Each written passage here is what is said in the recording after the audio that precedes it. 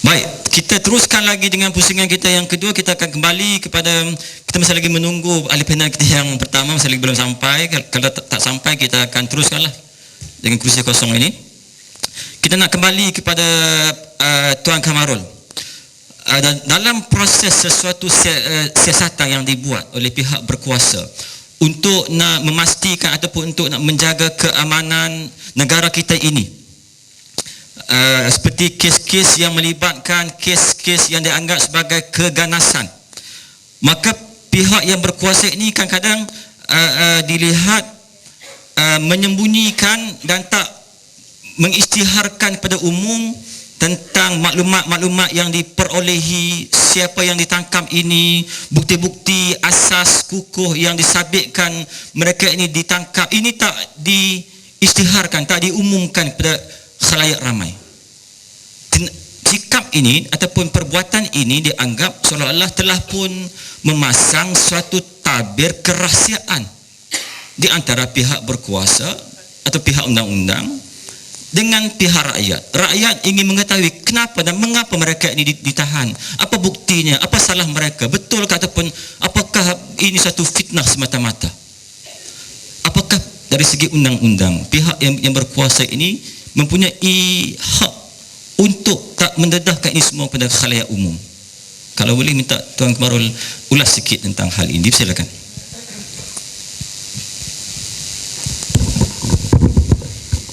Terima kasih Tuan Moderator. Isu berbangkit kita 2-3 minggu yang lepas, mungkin sebulan lebih, mungkin sebulan lah, ada isu tentang penangkapan beberapa orang yang membabitkan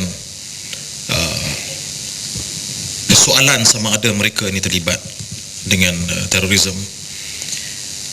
Apa yang penting di sini ialah apabila pihak polis melakukan sesuatu dalam siasatan kes itu, di dalam apa-apa pun peruntukan undang-undang keselamatan dalam negeri atau sebagainya, tabir kerahsiaan yang dinyatakan oleh Tuan Moderator tadi ialah apa yang membimbangkan ataupun yang memberikan kita satu tanggapan bahawa terdapat satu muslihat, terdapat sesuatu yang di sebaliknya.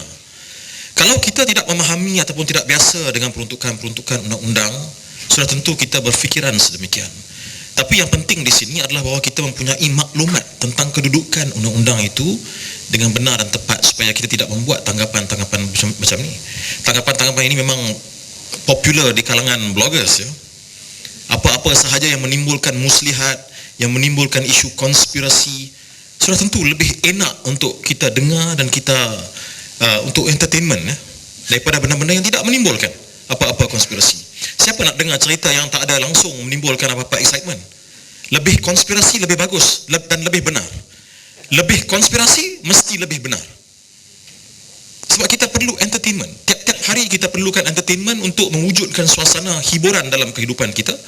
Dan setiap kali seseorang menulis sesuatu tanpa usul periksa, tanpa mengetahui maklumat-maklumat yang benar dan tepat, kita terus kepada isu konspirasi. Kalau wujud konspirasi, mestilah wujud kebenaran. Nah, ini satu tanggapan yang mesti kita sekarang ini kita hapuskan, sebab ia menimbulkan tanggapan yang kita form ataupun kita bentuk tentang orang-orang lain, tentang kehidupan beliau, tentang sama ada dia orang yang baik ataupun jahat, tentang sama ada dia seorang leader ataupun seorang pemimpin yang mematuhi undang-undang ataupun tidak, tentang sama ada dia mempunyai muslihat ataupun tidak, bermotif dan ini dan sebagainya. Nah, ini adalah penting, kerana saya nak petik sedikit sebelum saya jawab soalan itu secara langsung. Saya nak komen sedikit tentang isu kita sekarang ini. Kita menggantikan sesuatu yang kita tak suka dengan benda yang lebih teruk daripada itu. Bila kita melihat kepada ada di antara kalangan bloggers ini, kadang kita baca ataupun di media dan internet dan sebagainya yang digunakan sebagai media alternatif kepada media yang kita ada. Nobody trust the newspapers anymore these days. Semua orang merasakan ini satu tool yang telah digunakan, yang akan digunakan, akan tetap digunakan oleh orang-orang yang bermotif sesuatu. This is tanggapan orang ramai. Mungkin ada kebenaran di sebalik tanggapan itu, saya tak nak masuk kepada persoalan itu. Tapi dalam kita melihat kepada the role of the media dalam perbicaraan itu sendiri, perbicaraan yang berlangsung di mahkamah itu. Orang mengatakan kepada diri dia, ini kalau dia bermula daripada titik tolak bahawa apa sahaja yang dikemukakan di mahkamah itu kalau tak bersesuaian dengan dia, tak bersesuaian dengan kehendak politik dia, tak bersesuaian dengan kehendak orang-orang yang disokong ataupun kes yang disokong itu, mestilah merupakan satu konspirasi. Itu titik tolak dia. Kalau itu titik tolak dia, dan tidak ada apa lagi yang perlu diperbincangkan dalam mahkamah itu, betul. Tidak ada apa lagi yang perlu diperbincangkan di antara kita dengan dia.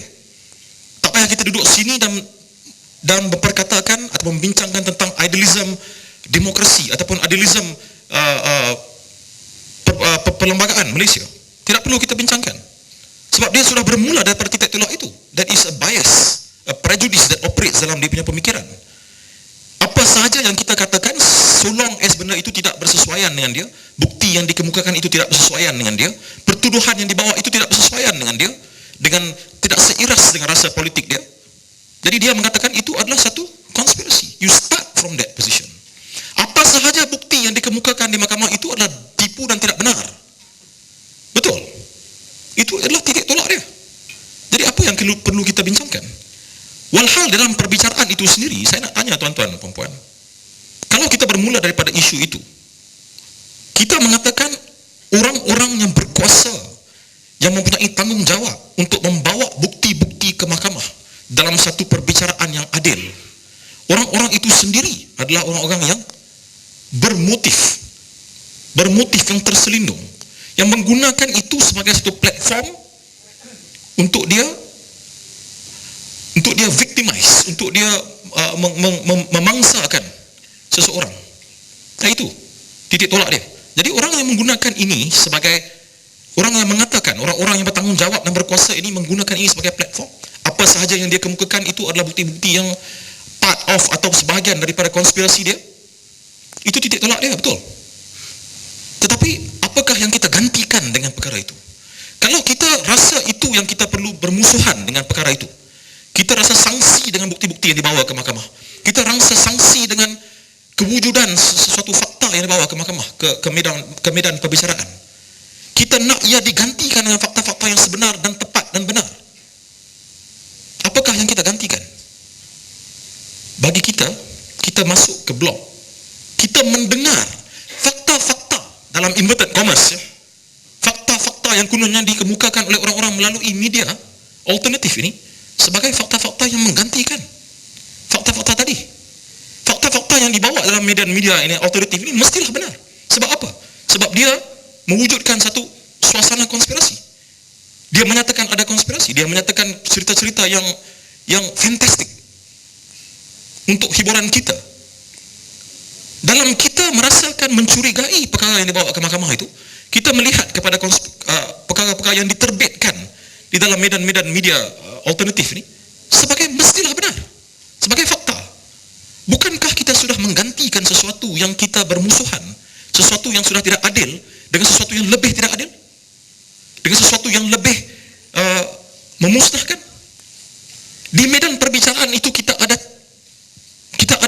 proses yang inherent, proses yang semula jadi, di mana kita boleh mempersoalkan kewujudan sesuatu fakta itu, betul ataupun tidak. Sudah berapa kali kes-kes yang dibawa ke mahkamah dipersoalkan di atas dasar bukti dan kebenaran. Peguam-peguam boleh bangkit untuk menyoal balas, bukti-bukti boleh dibawa ke medan pengadilan. Kalau dia membawa bukti yang palsu, kita boleh menunjukkan perkara-perkara yang mencurigai tentang bukti-bukti tersebut. Tapi di medan alternatif, apakah yang kita ada? Tidak ada sebarang. Kita mendapatkan kebenaran itu by fiat, daripada sebagai hak. Sebab orang yang mengatakan itu, mengatakan ia mestilah benar. Bukankah begitu? Siapa yang persoalkan? Di manakah medan persoalan itu? Di manakah inherent semula jadi persoalan kita bawa itu? Bila kita melihat kepada isu yang saya bangkitkan di sini, isu tentang kita sebagai orang-orang yang menepati Quran dan Sunnah dan ajaran Rasulullah SAW, berlakulah adil, i'dilu, do justice, be just. Apakah maksud di situ?